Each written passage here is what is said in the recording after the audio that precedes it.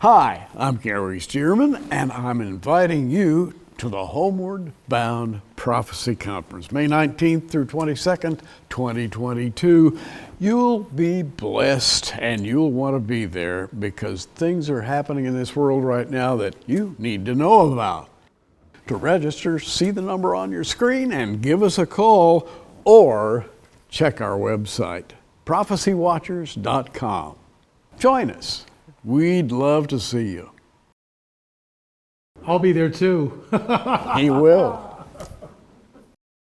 Hey, listen, real quick, I'm going to ask you to pray for something. We have a lot of interesting opportunities that are happening right now with us, and haven't been able to share all of them with you, but one of them is an outreach to Mexico, not just like a small area of Mexico, but all of Mexico, and is taking messages that I have to do, basic Bible prophecy, and they're going to be translated in studio. I'm going to have somebody with me that's going to speak Spanish. I'm going to talk on the Rapture, for example, and I'll say a sentence, and they're going to translate into Spanish, and we're going to go back and forth like that. We have a whole lot of subjects we're going to be doing, pretty much everything that you can cover to give people in Mexico a really good understanding of Bible prophecy, introduce them to it. And so this is a real neat opportunity.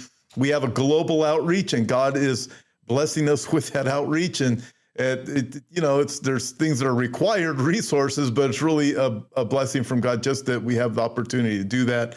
We've been getting the request for quite a while, so it's not just going to be on YouTube channels coming out of Mexico, but also radio stations in Mexico. Really neat opportunity.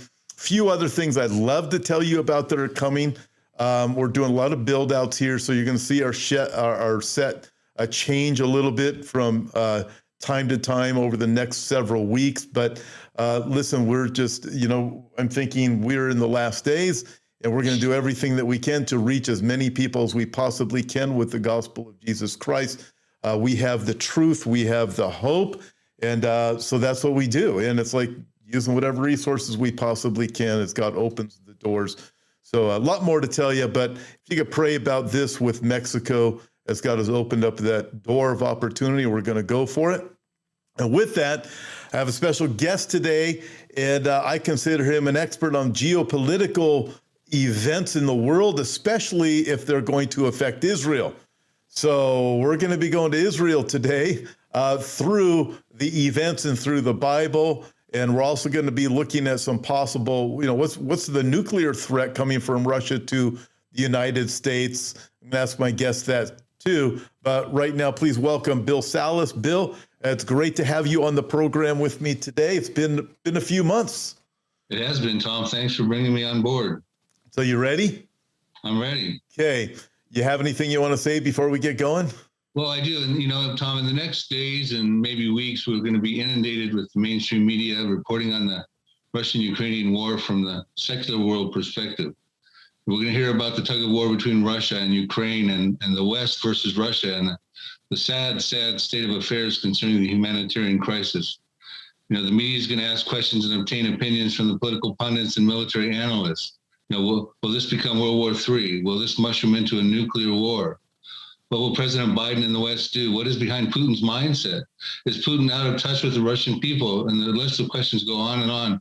And these are legitimate questions, Tom, but the best the media can do is report what's happening now and guess at what's going to happen next. But the wise tune into your program and try to get the biblical narrative and the prophetic perspective of what could really be happening in Ukraine right now. Yeah, praise the Lord we have the Bible, because, man, what a mess. And we don't know what's fake news, what's real news. We're going to be taking questions in just a few minutes, Bill, but I'm going to throw out something to you already. A question I saw already on the feed is this a wag the tail situation that we have going on between Russia, Ukraine, the United States, China, throwing all of the players? What do you think? It really could. We're also watching nefarious actors like China going after Taiwan and Iran, their nuclear program. Meanwhile, those talks are going on in Vienna. That's also very troubling. So I was speaking the other day at a congregation, and I said, President Joe Biden has become a war president, whether we like it or not, or he likes it or not. It looks like he is going to be a wartime president. And I think that's what we're going to be looking at here in the next year or two. Yeah, wartime president with Biden leading us. This is a frightening thing for the entire Western world. That's my opinion. And I have a feeling there's a lot of people that agree with that too. I agree with that. Okay, let me ask you this. Let's get started here. Here's the first question for you. How concerned is Israel about events that are taking place in Ukraine? Well, they're concerned on several different fronts. At least 4 reasons I would cite. One is there's actually Jews living in Ukraine, tens of thousands. Estimates are as low as 43,000. Some are as high as 200,000 in that range.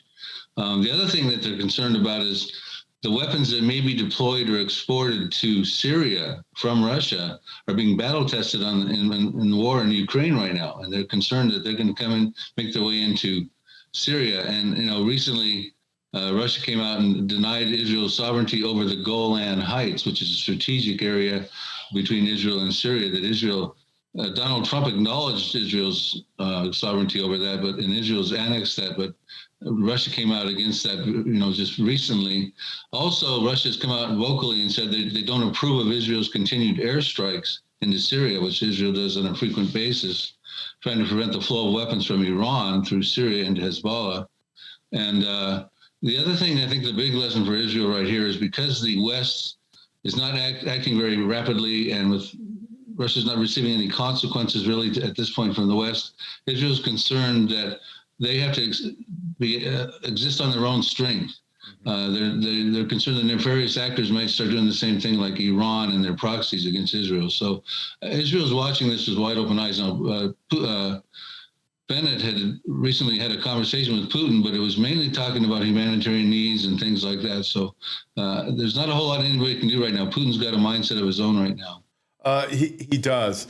So looking at, you mentioned that recently Russia said, hey, Israel, you're not going to be flying into Syrian airspace anymore. I think that was about 3 weeks ago that statement came out, wasn't it? At least, and maybe even further back. Further back. And then just the other day, I think it was on Thursday or Friday, with a statement about the Golan Heights and saying, we're not recognizing that as Israeli territory. So this, and really what they're saying is that Syrian territory. So this plays into, we can see the direction Russia is going. It seems to me, Bill, Russia is already signaling Israel, we have your number. And it's like they're saying, we're going to eventually take you on. That seems to be what they're already throwing out. When I used to do martial arts, it was, you would telegraph. You never want to telegraph what you're doing unless you're intending someone to know. And it seems to me, Russia seems to be telegraphing this message to Israel and to the entire world. Right. Vladimir Putin has come on the record early on in his tenure and said the worst thing that ever happened to Russia in modern history was the collapse of the Soviet Empire. But he echoed behind that, the best thing that will happen in the modern era for Russia will be the revival of the Soviet Empire. And we're seeing Russia right now trying to spread its hegemony, take back some of those countries like the Ukraine and that sort of thing. And that's alarming because we know in the end times, Russia is going to come against Israel with a bunch of hordes or a vast coalition of Turkey and Iran and many other countries. And it's interesting in that prophecy, Tom, in Ezekiel 38, it says, in the latter days, thoughts will arise in some Russian president's mind, and he will make an evil plan. And the evil plan is he will come against, he says, my people Israel, not Ukraine, like a cloud to cover the land. It'll be in the latter days. Okay, latter days is an important clue. That I will bring you against my land, and the nations may know me, and I am hallowed in you, O Gog, before their eyes, Gog being a title of a Russian leader. Now, we're in the latter days. I think most of the viewers on this program right now would suggest, as do you and I. And we've seen this Russian president, this Gog of sorts, get the plans of an evil thought to invade. Now, he's invading just with Russia, and he's invading Ukraine to be a buffer to the West, of course, but also Ukraine is a breadbasket of Europe. It's the second largest in gas reserves in Europe, although most of those are untapped. Ukraine is the fifth largest producer of world corn, and between Russia and Ukraine, they're the fourth largest producers of wheat. So this is more than just a buffer against the West. This is he's got goals with Ukraine's advance. Yeah, I don't think that what you just said is reported anywhere in mainstream media. I would have Mark Henry on last night. We talked a little bit about that, and that's the reality of Ukraine. You look at what they're able to produce with their farmland. It's not unlike California in the sense of what it's able to produce, the amount of agriculture that comes out of there. And I read that they could feed 600 million people. So when you look at the resources, you mentioned untapped gas. We know this is a big issue right now. Amongst the many other resources you mentioned, you go, Ukraine is like a gold mine for Putin. You're right, and he took a big gamble with this aggressive act, because he ran the risk, and it happened, of having the Nord Stream 2 pipeline shut down by Germany. That pipeline is supposed to carry, I think, I could be wrong on this, 39 billion gallons of gas through the Baltic area. It's not with Ukraine. They built this to avoid having to go through Ukraine into Germany. It was completed in September of last year, but it needs some final certifications from Germany to approve it and allow it to go, and the gas to flow. And Germany has said with this advance into Ukraine that they're not going to approve that. But it's interesting that they need that gas. So Russia, I think, hedged the bet that, well, listen, we could lose that Nord Stream 2 pipeline. It could shut down probably temporarily. But if we get into Ukraine, we can more than amply do what we need to do with the gas reserves they have. Oh, yeah, it's really fascinating. It's still hard to tell which part's real news, which part's fake news. And also, I mean, we know that we get constantly lied to. It's whatever propaganda that, I would say, Bill, the military industrial complex of the United States wants to release. That's what we're going to hear about. And there's a lot of things that we don't hear about. And if you're not paying attention to things like we do, it's really hard to make. In fact, for us, it's even hard to make all the different sense of everything that's going on. What's Putin's real intentions? We do know the end result, where this eventually is going to go, but for right now, it's, we go back and forth with these things. I have a lot more questions to ask you before we even get to the questions from everybody online. I'm going to ask you this about nuclear issues, because the last few days we've been, in fact, I have a report here, or an article here, about the threats of Russia with nuclear attacks against the United States. I mean, it's like hints. Well, you do this, guess what? This is what's going to happen to you.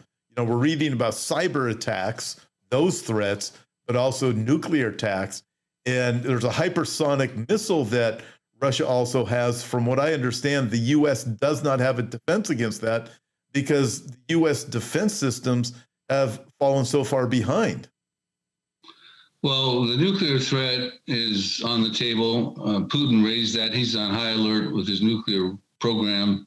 And as a result of what's going on. And he mentioned that, and of course, a French diplomat came out and said, well, don't forget the West has nuclear weapons as well. But it's commonly understood by the nuclear powers, predominantly the ones of the Nuclear Non-Proliferation Treaty, which would be Russia, Germany, France, the UK, Russia, and China. The ones negotiating in Vienna for the Iran deal, by the way. It's commonly understood that you can't win a nuclear war. And the mutual assured destruction that was so dominant during the Soviet Empire when Reagan was president back then, it's still in play. I mean, Russia understands that we got a lot of nuclear weapons in the West as well. So it's a threat, because Putin said, listen, if you guys come in and intervene, the West will experience consequences that they had never experienced before, some quote like that. So basically, I think it's a very live threat, but I think Russia's not that stupid. Yeah, well, it's interesting, because lately it seems, if the reports are valid that are coming out of all this, then Putin is also acting very irrationally. But again, it's like, what are we led to believe at the same time? So let me ask you some more questions, because I do want to get over to China also. But does a potential Russian overthrow of Ukraine, I don't see Ezekiel 38 happening tomorrow. This is me. I think there's some other things. But a potential overthrow of Ukraine, what's the outcome for Israel in that regard? I'm going to ask you two questions, actually. I'm going to throw this one in there. What is Israel's number one national security concern presently? Right, and it's not Russia taking over Ukraine. It's the existential threat that exists between Iran's nuclear weapons and their proxies, that they have their tentacles spread around Israel's neck over there, with Hezbollah to the north with 150,000 precision-guided missiles. Some of them are precision-guided. Syria, which had used 300 chemical weapons 300 times in the revolution. Hamas, which can lob 1,000 missiles a day. Now estimates are, as can Hezbollah. Hezbollah can actually lob 2,000 missiles a day. The Houthis, who way down below Saudi Arabia and Yemen, said recently they can actually launch ICBMs into Tel Aviv. And of course, you've got militias in Shiite Iran militias in Iraq. So that's the number one threat and concern. And that's why Israel is watching these Vienna talks, which are going on their 8th round after 10 months of talks, with those P5+1 countries who I just mentioned that have the nuclear weapons, involving Russia and China too. So they resumed talks yesterday, and Russia's in these talks, even though they're in the midst of this invasion. And this is such a farce, these talks, but Israel has said that they reserve the right to protect their own interests, no matter what happens to this JCPOA, and they're right to do that. Russia has got contracts with Iran to build 2 more nuclear reactors in the Bushehr province. And that'll come out in 2024 and 2026. That's Bushehr 2 and Bushehr 3. China has recently signed a $400 billion contract over 25 years with Iran to boost up their economy in return for oil and reserves and things. So Iran is playing with a stacked deck, and this is and there's no way they're going to roll back the things they've done since Trump backed out of that JCPOA in 2018. They're already enriching uranium 60 to 60%, which is a stone's throw away from 90%, which can get them a nuclear weapon. They're not. Something may happen on this nuclear agreement. That's what they're starting to hint about. But Israel would be wise, and I think they're even considering attacking Iran before this happens, because once they attack Iran, if America and the West and Russia and China sign on with this JCPOA again with Iran, all of a sudden Israel stands in opposition with all of them. So it's a very precarious position for Israel right now, and Iran is their number one threat. Yeah, it's very fascinating. So there's a document that came out just the other day saying that China, Russia, and Iran are forming, they're attempting to form their own new world order and to eliminate democracy as we know it. So if we just go back over the last couple of years, we can see that COVID has pretty much just, look at the Western world. It's the Western world that has really gone, the wokeism that's been birthed out of it, and so many other things. You know, Bill, when I look at what's taken place in the last 2 years, what's happened in America, Europe, you look at Australia, obviously Canada, just go through the Western world, Israel, and what's been exposed is their governments and this wokeness mentality. You would think that as we've watched the world in such these perplexing times, that the world leaders would say something like, you know what, we need to think through this a little bit better. Instead, they've gone further and further into this bizarre immorality. They've gone all these different directions that are totally off the wall. And our leaders in the Western world are making the worst decisions that you could possibly make. I think it was James Baker. Wasn't James Baker, wasn't he part of the Obama administration? I'm not sure about that. I think he went back before that to Bush. Okay, he went back to Bush. Okay, it was one of the Obama administration foreign policy guys who came out today and said that Biden has made the worst possible decision on every foreign policy decision that could have been made. And I don't think many people would disagree with that, except for some of the nuts that are in Hollywood. Well, Tom, I would quote Daniel 2:21 that says, "It's the Lord who changes times and seasons and removes and raises up kings and gives wisdom to the wise and knowledge to those with understanding." Biden's in office. How he got there, whether he literally won it, legitimately won it, or whether it was vote fraud, or I know that debate still wages on, but he's in office right now, and he's in office at a critical time in history where Russia is making advanced aggression to move their hegemony and to revive the Soviet Empire, where China's now, Russia made their invasion of Ukraine the day after the Chinese Olympics ended. It's sort of real professional courtesy, right? China's watching this war. If Russia goes through without any Western intervention, China's going to think, well, gee, Taiwan's a pushover for us. And that opens a pathway to the Pacific. And you're talking about a new axis of evil that they're concerned about, which is Russia, China, Iran, and North Korea. So these times are very, very interesting. These are war times right now, and we're about to see things, in my estimation, that are going to have epic biblical prophetic implications. Okay, well, this article's from today. It's out of Epoch Times. Biden says sanctions not immediate, lays out only other option against Russia. So, Bill, you bring up is the West even going to get involved? It was last week when Biden said this absurd statement, well, we'll see how the sanctions go against Russia, and we'll reevaluate in a month, while he went down into his basement. We're going to reevaluate in a month after sanctions. That's your answer to this Russia-Ukraine thing. And then now he says, well, the sanctions are not even going to be immediate. Sanctions, let alone anything else. And you're thinking the absurdity of the entire Western world and the leaders of the Western world thinking, what can they do? It's like none of them, their heads are so screwed up that they can't even agree on anything to do anything. So go ahead. The world's headed for a global order, and it's not going to be a good thing. We know that there's coming one world order in the end times. When you look at the response, specifically of America and the UK, they've come out and said, we're going to throw sanctions at you. We're opposed to what you're doing, Russia, this sort of thing. To me, it's very reminiscent of what we're going to see on the sideline protesters in Ezekiel 38:13 when Russia makes its advance with its Ezekiel 38 coalition against Israel. And they're standing on the sidelines going, what are you doing, Russia? Are you coming for plunder and booty? And I want to take a second just to tell the viewers, okay, I just came out with a DVD here called Ezekiel 38, When God Defends Israel. It's a 3-disc DVD that Prophecy Watchers produced, and Mano Gonzalez and I did. In the DVD, Tom, the reason I bring this up is because I've put forward a strong argument biblically, archaeologically, geopolitically, that the young lions of Tarshish, one of the protesters, could probably be the UK, and the merchants of Tarshish, rather, and their young lions could be the colonies, namely America that was involved. And what do we see now? They're throwing sanctions at Russia, going, this is not good, Russia. What are you doing? There's no teeth in what they're doing, even right now. And it sounds like that's going to be the case when Ezekiel 38 happens. They're just going to simply throw some more sanctions out there and hope they stick. And that's just not going to work for Russia. Yeah, it's fascinating. I'm going to shift gears here for a second, Bill, because we're going to talk about something nobody else is really talking about. There are proxies of Iran that are missing in action in Ezekiel chapter 38. And many colleagues disagree with you, as you know, on Psalm 83, but you bring up a good point.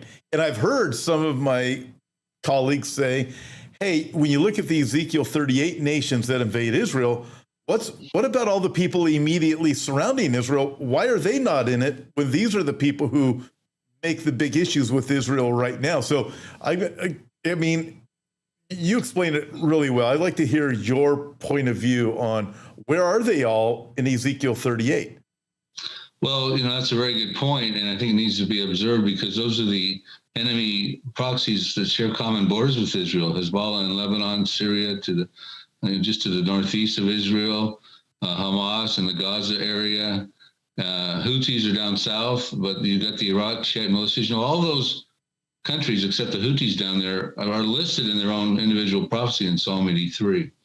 Now, I believe that if Israel does invade Iran, and I think someone's going to invade Iran, and I think in fulfillment of a prophecy in Jeremiah chapter 49 dealing with Elam, verses 34 through 39, and I cover that in this DVD as well, this prophecy.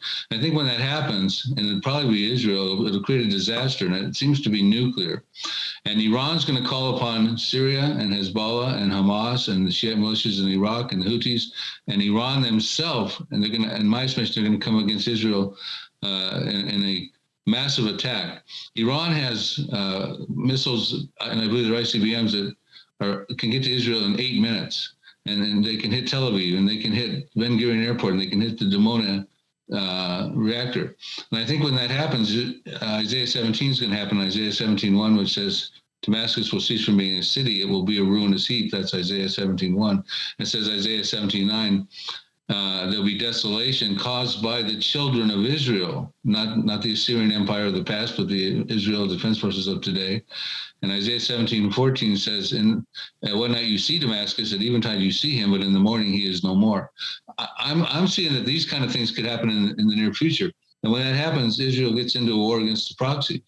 And that war probably does then lead into the Psalm 83 final fulfillment. Now, some people say Psalm 83 already found fulfillment in 1948, because if you understand the prophecy, the first 5 verses talk about this confederacy with this devious plan, and they want to cut the name of Israel off the map, that the name of Israel will be remembered no more.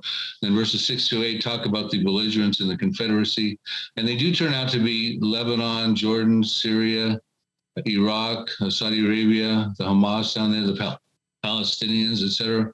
And those countries all did come against Israel in 1948. But the problem is you got to read all the rest of the verses. There's 18 verses in Psalm 83, like there's 18 verses in Isaiah 17, and you got to read them all. And what happens in verses 9 on, it shows that the Israeli Defense Forces get empowered, and they defeat decisively their Arab enemies, and the Arab enemies no longer oppress them anymore. That's what's being said in that psalm. And we find out in 1963 and 1967, 1973, the Arabs kept coming back against Israel. They still stand to oppress Israel. Hezbollah is wanting to take out Israel. So I'm watching for that prophecy. I'm watching for Jeremiah 49, Isaiah 17, Psalm 83, and then I think that's going to set the stage for Ezekiel 38. And why is it that Russia, who seems to be able to mow over Ukraine so far, hopefully that won't happen, but it does look like that's imminent at this point. Why does Russia need so many more troops to be involved in Ezekiel 38 if they can just, there's 44 million people in Ukraine, and there's only 9 to 10 million in Israel. But Russia's going to come forward with about 2.5 million troops with that confederacy against Israel, which is right at this point around about 176,000 troops.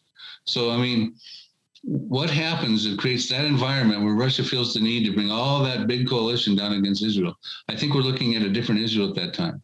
I think, and why aren't the proxies involved? Because they're involved. They're Iran's proxies. Iran's involved in Ezekiel 38. Yeah. Why would they not be coming against Israel with Iran? I think they're taken out in advance. Interesting.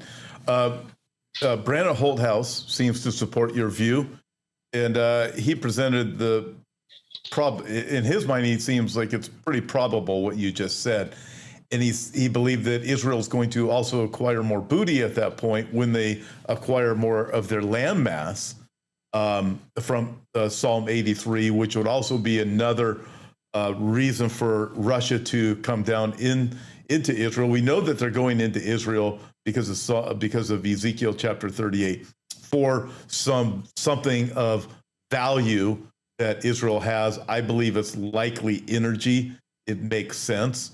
Brandon presented probably oil and gas. Oil would be what they would acquire through these other battles that would take place with Psalm 83. I'm going to throw something else out to you also, Bill. We were supposed to go to questions now, but we're going to give it another minute. If you guys could get ready to send in your questions in about a minute. Everybody watching online, that would be great. Don't forget to put the word question in all caps. But Bill, in Ezekiel chapter 38, you have, it appears that you have two different things that take place, which I believe fits with your thoughts on Jeremiah 49 and Psalm 83, the whole thing. You have what appears to be boots on the ground coming. You have Russia descending like a cloud, but you also have boots on the ground, horse and bucklers. And if you look at Israel taking out the ability of Iran and other armies to be able to fight against them with conventional weapons, it would fit with Ezekiel 38 in the description of the battle. That's what some of our colleagues would say. What do you say about that? Well, I don't think these are literal horses and bucklers. What do you think they are? Well, I think Russia's going to come with its best weapons on the shelf, probably ABCs, atomic, biological, and chemical. Okay, I think that's from, okay, this is what I would say, but you have the two different descriptions. You have Russia descending like a cloud, but you also have a description of horse and buckler, which is a completely different description. So no, they're not really riding horses these days from the uttermost parts of the north. They would be coming with their tanks and artillery. Okay, and that's what I was saying. So they be coming, still a boots on the ground is what it would be a reference to. Well, I think it's possible because what it says there is, and it's important to note that it's not America or the Israeli Defense Forces that stopped this formidable invasion. It's God himself supernaturally, and there's a reason for that. But it says he first starts with a great earthquake, and that great earthquake panics these soldiers who speak different languages, and they're coming inside the northern part of Israel. And it says every man's sword will be against his brother, and they start killing each other. It's kind of like what happened with the Midianites when Gideon came after them with a 300-man army. They started killing each other. And then it says there'll be great hailstones and fire and brimstone and flooding rains and that sort of thing. And then in the end, when the world has watched this and it makes it real clear to them, wow, that was the God of the Jews. It says in Ezekiel 39:7, I will make my holy name known in the midst of my people Israel. They shall not profane it anymore. The nation shall know that I am the Lord, the Holy One in Israel. God is going to use this marquee event to put the world on official notice. He's the one true God, Tom. And so then Israel is going to burn those weapons for 7 years and convert them into energy. And it's interesting that there's already the technology of taking nuclear warheads and using it in energy has already been implemented by the United States. Here's a couple of headlines. This is the Mighty History article back in 2000, March of 21. Russian nuclear warheads provided electricity for the U.S. for 20 years. Here's one from me from NPR. Megatons to megawatts. Russian warheads fuel U.S. power plants. That was in December of 2013. I like the Times of Israel, and the New York Times says power for U.S. from Russia's old nuclear weapons. So in other words, the technology already exists today in America, and I'm sure Israel is going to have this as well, to convert nuclear warheads that I would suggest Russia's not going to leave behind, especially if they're bringing this big advance down, into energy and fuel and convert it into fuel. Very fascinating. I'm going to go to some questions, and I'm also going to have you answer one more question I want to ask. But let me go to some questions from everybody that's online right now. Ready for this one, Bill? I got several of them. A bunch of them are lined up.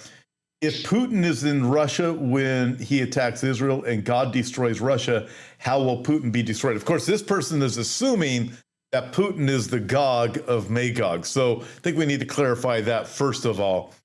So basically, I would say more correctly, if the leader of Russia is in Russia when he attacks Israel and God destroys Russia, how will the leader of Russia be destroyed?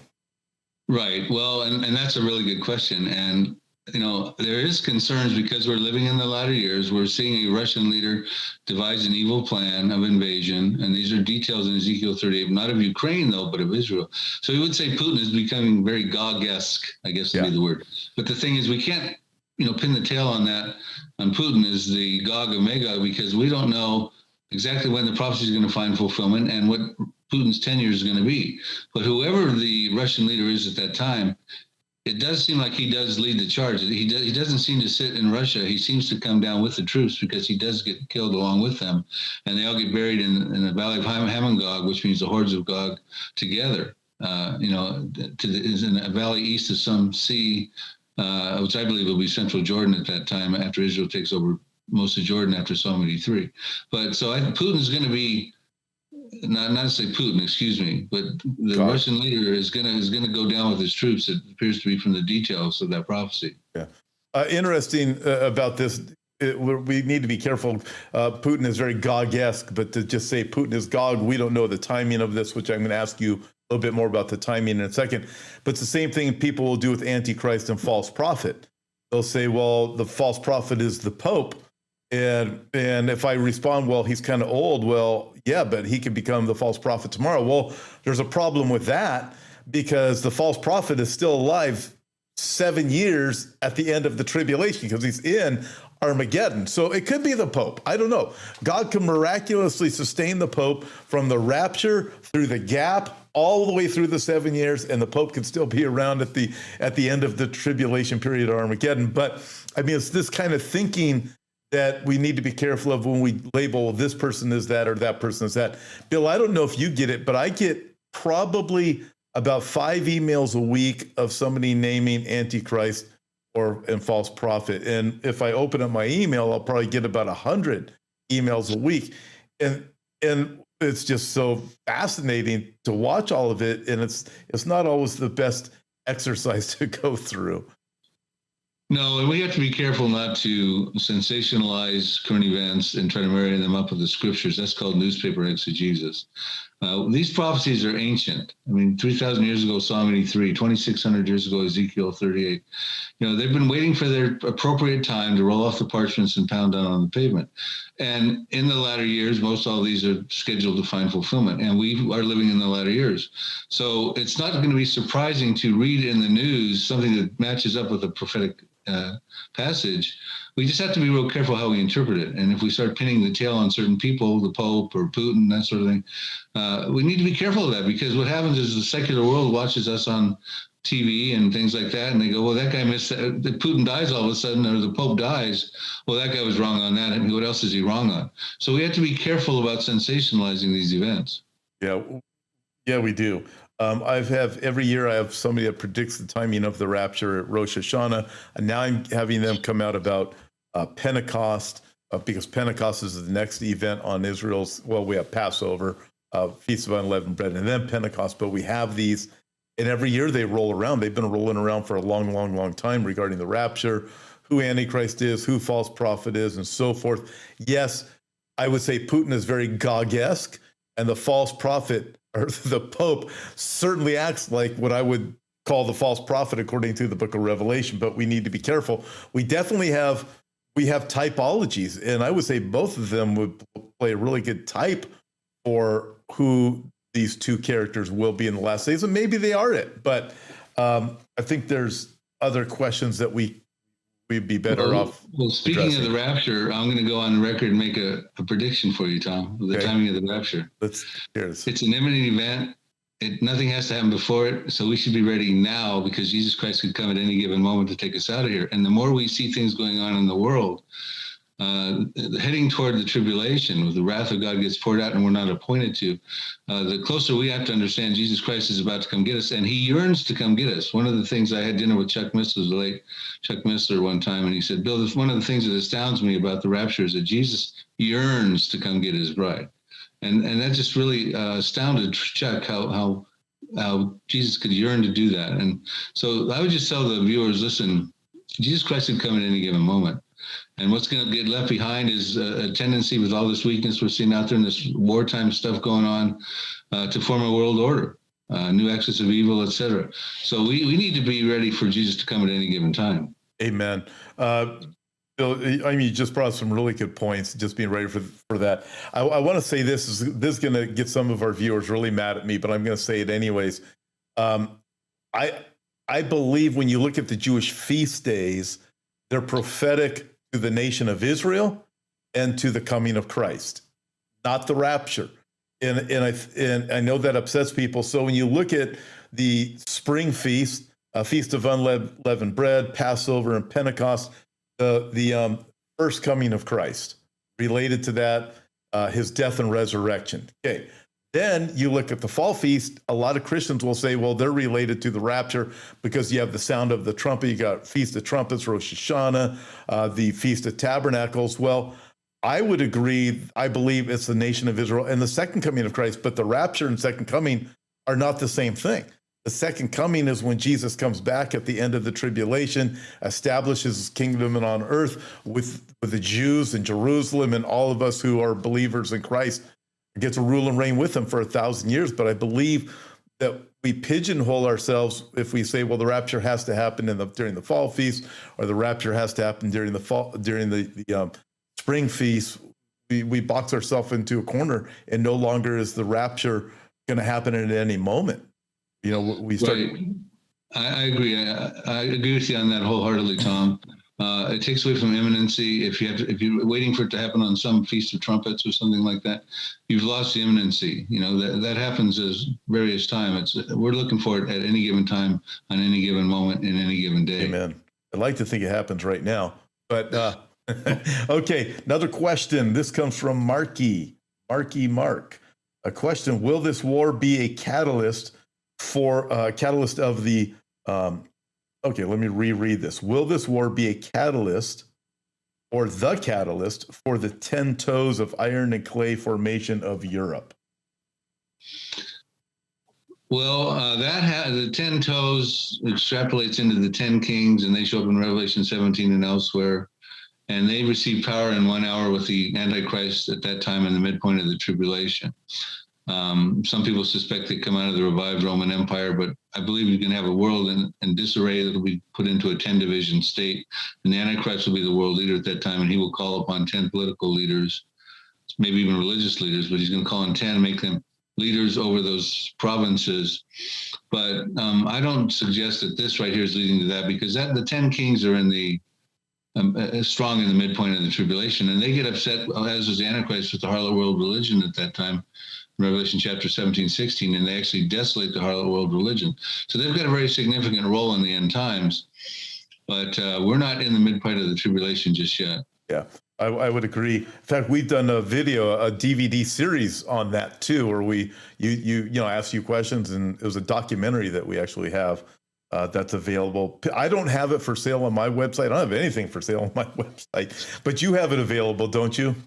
Yeah, it's called the Pre-Tribulation Prophecies. It's a 2-disc DVD prophetic documentary we did. Outstanding work. There's about 21 prophecies that could happen before the tribulation.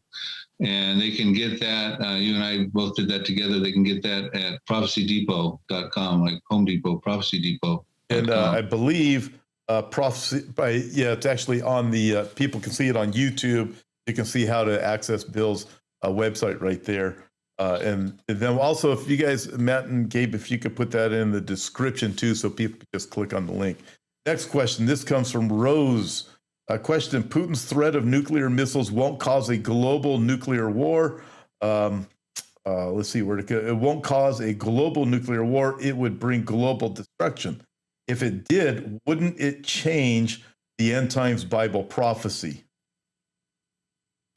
Well, we know Russia is not going to be destroyed as a result of what's going on here, because Russia lives again to be part of Ezekiel 38, which is stage setting at this point in time. Well, it doesn't look to me like we're going to see the UK or America wiped off the stage either, because I think they're going to be compromised. I think America's on the decline right now. But I think we're protesters in Ezekiel 38:13. We're not going to see Europe going down in nuclear war, because the revived Roman Empire has got to happen, and the Antichrist comes out of that revived Roman Empire. So I'm not extremely concerned about the threat of nuclear war at this point in time. We may see a nuclear weapon go off. You could see Russia flex his muscles and do that, in, if you could call it a sanitary type condition. But I mean, I don't think the whole world's going to go at each other with a lot of nuclear weapons, not in this episode. I'm going to throw another question out there. Do you think there's a possibility of an EMP or a major cyber attack taking the United States out of the equation? Now, that's highly possible, because those technologies exist presently. And Russia and China, perhaps even North Korea down the road, could employ something like that. For some reason, America's declined from its superpower status. If we are on the sidelines in Ezekiel 38 protesting, we're not coming to fight alongside Israel. We're simply, slapping sanctions or whatever America's doing at that point in time. I believe something happens that causes the decline severely of this country. This country's already said goodbye to God over the last 60 years, took prayer out of the schools, Bible reading out of the schools, can't defend the constitutionality of marriage, one man to one woman, DOMA, approve same-sex marriages. We've got the leaders we deserve at this point in time, and that's another sign of when an empire starts to collapse.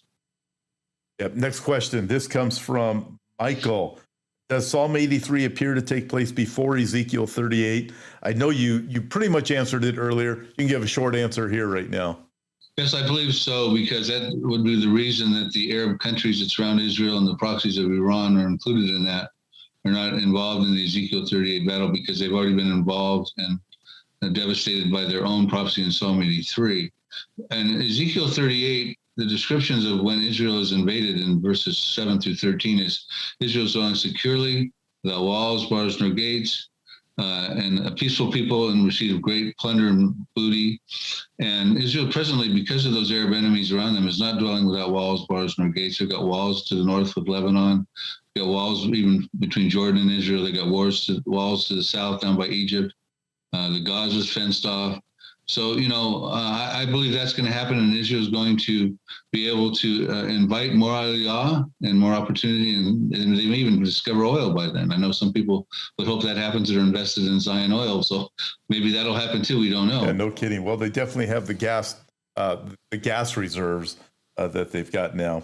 This is a question from Brad. I recently had a friend who said the 10 kings were from Magog. I've never heard this before. Where would theologians get this idea?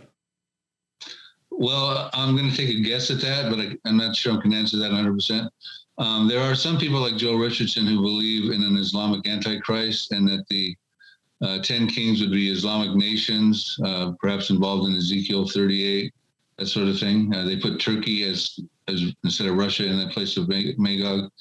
So I don't know where they came up with that, but I don't agree with that. Yeah, I don't either, but that's a better answer than I would have come up with. I was just going to say I have no idea where they come up with this. Do you see any prophetic implications of the Russians using Chechens and mercenaries? I don't see that. I mean, again, it goes back to the earlier conversation that Russia is trying to spread its hegemony and revive the Soviet Empire. Putin is just adamant about doing that right now, and we're starting to see that manifest in Ukraine. Yeah. Okay, so I got another question on here. These questions are coming in pretty fast. This comes from Vivian, but it's very similar to a question I was going to ask you on the timing of Ezekiel chapter 38.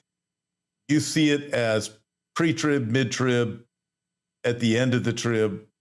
I know I got a good idea of where you see it because we talk a lot, but it's a fascinating, people want to know, and go for it. Right. Well, and you and I think, have agreed that we believe it's a pre-tribulation event for the reasons I'm about to share. And by the way, we cover this, Tom and I do, in the Pre-Tribulation Prophecies DVD, as do Mondo and I in the Ezekiel 38 When God Defends Israel DVD. So we go into exhaustive teachings on that. One of the primary reasons is that we believe it's a pre-tribulation event, and this is agreed upon by Dr. Ronald Fruchtenbaum, Dr. Ron Rhodes, and many others, is because the burning of the weapons for 7 years is I believe, sort of a timing detail. In the aftermath, when God has stopped the invaders, Israel is going to go out, and they're going to gain world renown for this, it says in Ezekiel 39. And they're going to convert the weapons into energy, and they're going to do it over a period of 7 years. And so they could do that before the tribulation for 3.5 years, and they can do that during the first half of the tribulation for 3.5 years, because during the first half of the tribulation, they're living in peace. It's a pseudo-peace because it's going to get broken at the midpoint of the tribulation by the Antichrist. But they believe they're living in peace, and they could be converting weapons into energy before the tribulation and during the first half. But in the second half, they're not going to be burning weapons because they're going to be fleeing from their lives, trying to avoid a genocidal campaign of the Antichrist. Even Jesus said in Matthew 24:15, he said, when you see the abomination of desolation spoken by Daniel the prophet, then flee to the mountains, get out of there immediately. And he was alluding to them fleeing over to southern Jordan area in the mountains of Petra. And so they won't be converting weapons. They'll be fleeing for their lives. If anything, they'll try to grab a weapon on the way to defend themselves. Now, the other thing, too, is the reason I think the timing is pre-tribulation, it's a lesser thought on this, but I think it's important. I said earlier that God is going to use this event to make the world know he's the one true God. It's a wake-up call for the world. And so to me, God would do that before the tribulation, before the Antichrist comes on the scene, and the supernatural deception is being spread around the world, and people are standing in line to take the mark of the beast, and so they can buy and sell and that sort of thing. I don't think God's going to go at the midpoint of the trib, oy vey, I wish I would have told the world earlier that I'm the one true God. So I think God's timing is important. He wants to come out in front and say, look, I'm here. I'm the covenant-keeping God of Abraham, Isaac, and Jacob. I'm the promise-keeping God of Jesus Christ. Put your faith in me, because coming around the corner is the worst of all times. I think that is one of the best statements I've heard on that, is that God is letting everybody know ahead of time, because the things that are coming are going to be so bad. There's this, for some reason, there's people that seem to think that the world is going to think Antichrist is the one who gives Israel the victory, so Israel's going to worship Antichrist. That is not what happens. It is, Ezekiel 39 is very clear. God gets the glory in it, and he to the world, he discloses who he is, and the world recognizes this is God. We have a problem. Some are going to glorify him, and it could be the thing, Bill, that we see early on in the tribulation period.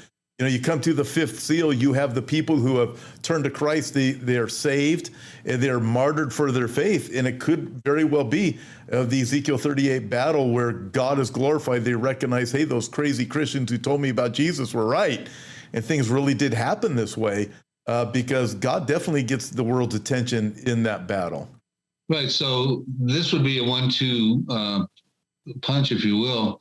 In other words, if the rapture happened before Ezekiel 38, and I'm not saying it will, it could happen before, during, or after, but before the tribulation. And I think the church is, if I take a guess, the church will probably be raptured before Ezekiel 38, because 3 times in Ezekiel 38 and 39, God is alluding to his people as my people Israel. This is about God and him upholding the Abrahamic covenant. The church doesn't really need to be here, but just presume that the rapture has happened and people get left behind, and they would go, well, wow, the Christians were all just taken out of here. Maybe that really was the rapture. And then all of a sudden God upholds his holy name through this battle. It's a 1-2 punch, if you will. In other words, why would you not become a believer after seeing these 2 major events happen that were prophesied and fulfilled before your very eyes? Yep. Great. It was great having you on with me today, Bill. I promised you 45 minutes, and we only went 51. So how's that? That's great. It was great. So listen, everyone, you can get a hold of Bill. You can contact him. You see his contact there right beneath his name. And then also, I want to encourage everybody that's watching, listen, there's several different things. I have my updates that are going to be coming this week. Starting in just a few weeks, I've got Wednesdays. I'm going to do 3 Wednesdays with Mark Henry, and we're going to be talking about what you can do to be well prepared for the times that we live in. I've been talking about this lately. Assets, what kind of assets do you need, how to do self-protection, and also spiritual protection. We're going to be taking 3 different Wednesdays. It's going to be a live video similar to this on Mondays. And my guest next week is going to be John, coming from Australia. He's going to be my live guest. And we haven't had anybody on for a while from Australia. Jay was with us. This time it's going to be John. And also, I want to encourage you to go to Bill's website. Also go to my website, hopeforourtimes.com, to stay connected with me. And let's see if I have anything else here. Yes. Oh, and subscribe to YouTube, this YouTube channel. It helps us out a lot. And by the way, last night, for those of you who are watching, I had Mark Henry in studio. It was a great opportunity. Usually I'm by myself in studio. And what happened was, with Mark, we had our first live on YouTube and live on the website. And we had a lot of viewers on the website.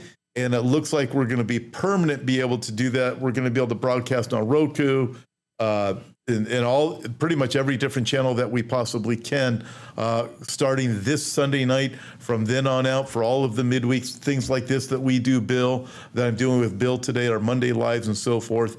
And also, I want to thank everybody for all of your support. Listen, I know I'm not great at giving shout outs to super chats. I don't know. I'm just not. No, I'm not good at that part. But anyways, thank you, everybody, for all of your support. You guys are awesome. We couldn't do this. And please be praying about our opportunities in Mexico that we now have, and being able to think of all the people that we can reach with the truth. That's just great. Really appreciate your prayers for that. And I'll fill you in on some of the other things that are coming. Bill, any final words you have for everyone?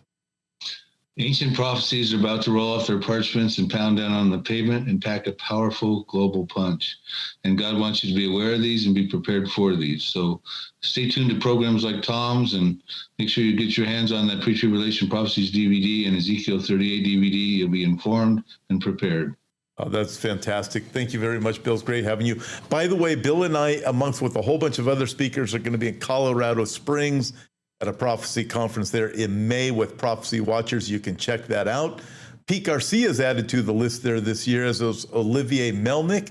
So there's going to be a lot of us in Colorado Springs, and go there, get your tickets, Prophecy Watchers website. Thank you, Bill, for joining me today. It's a real blessing, and I hope that your week is richly blessed by the Lord. Thank you, Tom. All right, God bless. And thank you, everybody, for watching. You guys are great encouragement to me, and just your likes, your shares, your views, they are encouraging. God bless you guys, and we'll be back. I have several more updates that are coming this week. Oh, Sunday night, I'm going to be live with Hosea. Took a break last night because Mark Henry was with me in studio. I'll be picking up in the book of Hosea, and I'm going to be connecting obvious prophetic events with what's going on today. So join me live this Sunday night. God bless you guys.